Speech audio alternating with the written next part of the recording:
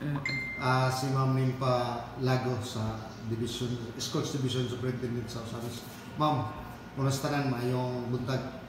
May buntag, may buntag. Doon ay katong na-post sa Facebook atong 15 o 16 na learning distance. Pwede niyo mo na explain, Ma'am? Sige. Mayong adlaw sa tanan o sa misnon. Labi na kanimo Sir Dudong, no? Bargamento. Yes. Agay kong higayon sa pagsalamat nga at least nakabisita ka sa atong opisina diri sa DepEd Osamis City for us also to share or to give updates, no, particularly on this April 15 and 16 nga issuance coming from DepEd Central Office regarding this what we call asynchronous or distance learning for our school children in DepEd, particularly public schools. Okay, diri sa ato ang division, Ma'am, pwede niyo mo pasabot, Ma'am, kining learning distance. Okay, kaning gitawag natong distance learning or asynchronous. Mao ni siya intervention nga ning come up, no, or produkto ni resulta ni sa pandemic time nga dili ta maka face to face sa mga bata because of certain situation, and then para dili nato maputol ang ato ang delivery, no, sa ato ang instruction sa eskwelahan, ang ilahang mga ang atong mga pagtulunan para kanila aron dili maputol. So ni ang gitawag nato o distance learning or asynchronous using printed modules or learning materials. And kung naatay panahon nga katong mga na-save, no, na-save nga mga video clips or mga na produkto nato sa online instruction nga atong na-save, pwede man to sila gamitan nila USB nga magamit gihapon nila using their gadgets na mga technology gadgets nila. Sa balay, sa balay. Or bisan asang dapita gawas sa eskwelahan or sa classroom. So wala kita ito sa eskwelahan ro mga bata. So for now, April 15 and 16, wala tay mga bata sa eskwelahan. The teachers, non-teaching personnel, they are not required to report to their station or schools. For now. Karon lang. April 15 and April 16. So after mobalik na sad sila, sir. Mobalik na sad sila. Kana nasulod dayon, Ma'am. Kumusta ang hapit naman ta human sa ato ang school year? Ay, kanindot paminaw, no? Naman nagitahapit sa ato ang April naman. So very close, sir, ang ato ang. So ipaibalo nato sa mga ginikanan, sa tanang mga Osamisnon nga this coming May 29, 30 and 31 mo na nating schedule sa atong closing sa atong eskwelahan. So graduation na nato nga mga adlaw tanang May 29, 30 and 31. So sa tanan nga duro ta graduation nimo. Na siya. Mga graduation or closing ceremonies. So kumusta nato pagpanganda man nimo?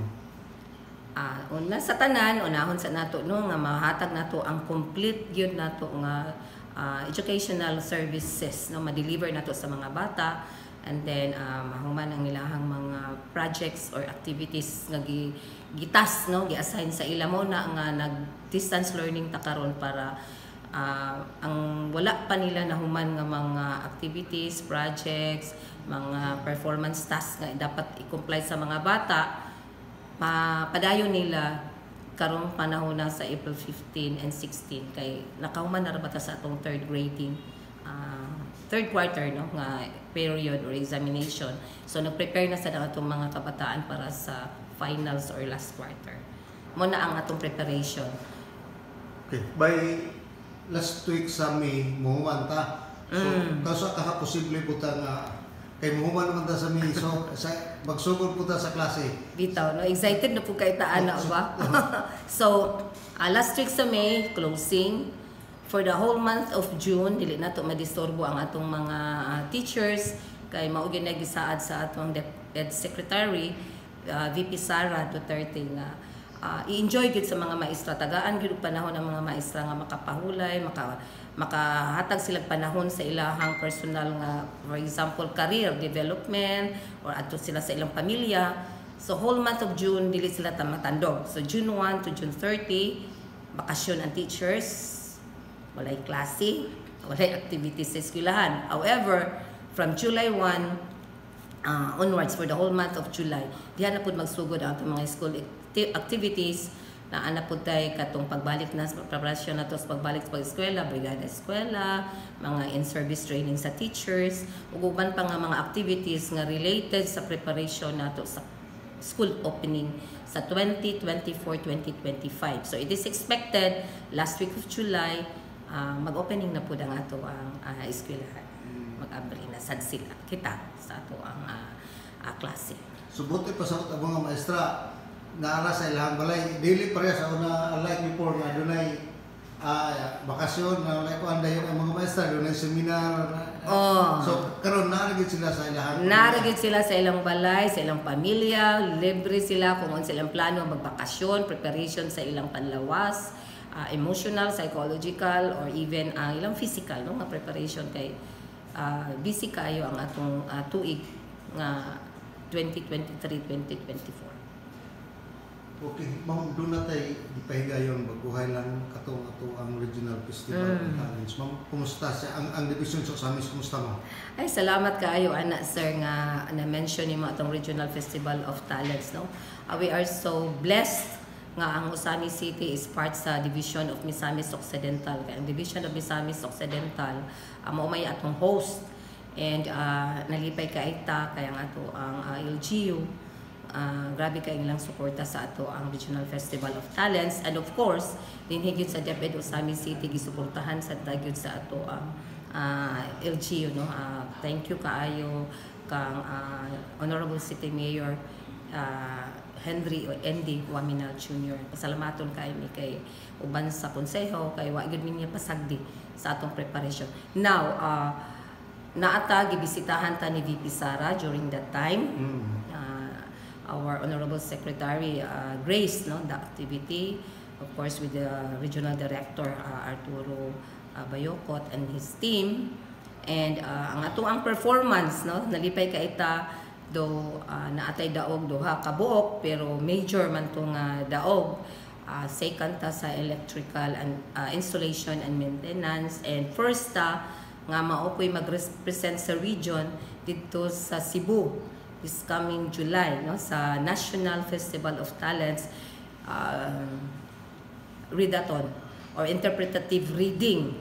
And diha na to makita nga ang equal opportunity sa atong mga bata, dili lang kay ang taga-syudad, ang taga hinterlands dili mo inunta nga mo excel, but with that performance atong estudyante from Cross Lanzado integrated school, siya gyud ang mananaog, siya ang first sa ato ang readathon interpretative reading, and I forgot the name I forgot the name of that learner, no? Sa ilo ako kay wala ko nakuha ang iyang name, pero mapasalamaton kay ta nga kana siya nga bata elementary sir level uban sa iyang coach sa principal, and we are proud. So unsa nga barangay dinhi mo? Cabentic. Cabentic ang kuana is Cross Lanzado Kanang usa mo school. Ang EIM is from Oxat. So electrical installation and maintenance. So silang duha.